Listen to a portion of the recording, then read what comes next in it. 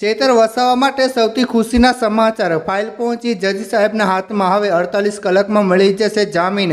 મિત્રો, ગુજરાતની રાજનીતિમાં સૌથી ચર્ચિત ચહેરા અને આમ આદમી પાર્ટીના ડેડિયાપાડાના ધારાસભ્ય ચેતર વસાવાને લઈને અત્યારના સૌથી મોટા સમાચાર સામે આવી રહ્યા છે।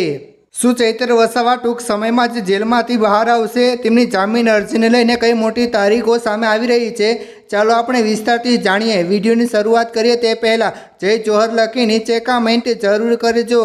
મિત્રો, આપણે જાણીએ છીએ કે ડેડિયાપાડાના લોકપ્રિય ધારાસભ્ય ચેતર વસાવા સામે વનકર્મી ઉપર હુમલા કરવાને કથિત રીતે ફાયરિંગ કરવાના ગંભીર આરોપો લાગ્યા હતા અને આ કેસમાં નર્મદા સેશન કોર્ટે આર્મ્સ એક્ટ હેઠળ ગંભીર કલમો લગાવીને તેમને 7 વર્ષની સજા સંભળાવી હતી।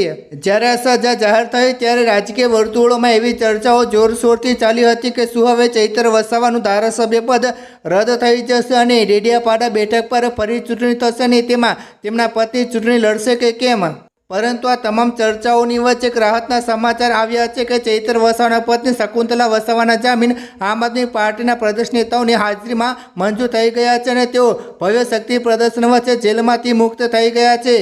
હવે બીજી તરફ આમ આદમી પાર્ટીની લીગલ ટીમ અને ચેતર વસાવાના વકીલો દ્વારા ગુજરાત હાઈકોર્ટમાં ચેતર વસાવાના જામીન માટે સત્તાવાર અરજી દાખલ કરી દેવામાં આવી છે। આગામી 24 થી 48 કલાકની અંદર આ જામીન અરજી પર સુનાવણીની તારીખ જાહેર થવાની પૂરેપૂરી શક્યતા છે અને સૌ કોઈની નજર આ પહેલી તારીખ પર ટકેલી છે।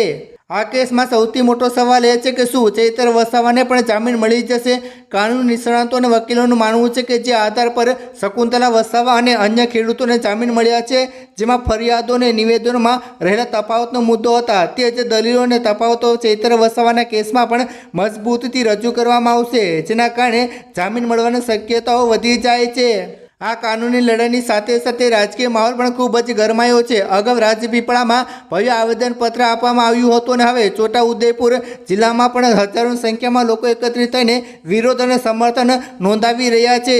આ અંગે નર્મદા જિલ્લા આમ આદમી પાર્ટીના પ્રમુખ નિરંજન વસાવાએ માહિતી આપતા જણાવ્યું હતું કે ચેતર વસાવાને ખોટા કેસમાં ફસાવવામાં આવ્યા છે અને તેમાં વિરોધમાં છોટાઉદેપુરના ફતેપુર બસ સ્ટેશન પાછળ ખુલ્લા મેદાનમાં એક વિશાળ જનસભાનું આયોજન કરવામાં આવ્યું છે, જ્યાં ઘરે ઘરે જઈને લાખો હસ્તાક્ષર કરવામાં આવ્યા છે અને આવતીકાલે કલેક્ટર સાહેબને રાષ્ટ્રપતિ, રાજ્યપાલ અને મુખ્યમંત્રીને સંબોધીને આવેદનપત્ર આપવામાં આવશે।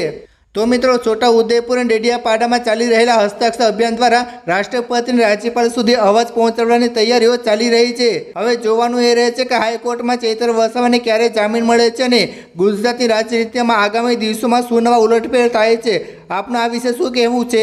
નીચે કમેન્ટ કરી જરૂર જણાવજો ને જેમ બને તેમ આ વિડીયો શેર કરો, લોકોને દેખાડો, વોટ્સએપ, ફેસબુક ફેલાવી દો, લોકોને દેખાડો, જેથી કરીને બધાને જાણ થાય કે ખરેખર આ કેસમાં શું થઈ રહ્યું છે। અને નવા આવ્યા છો તો ચેનલ સબસ્ક્રાઈબ કરી લેજો। ધન્યવાદ।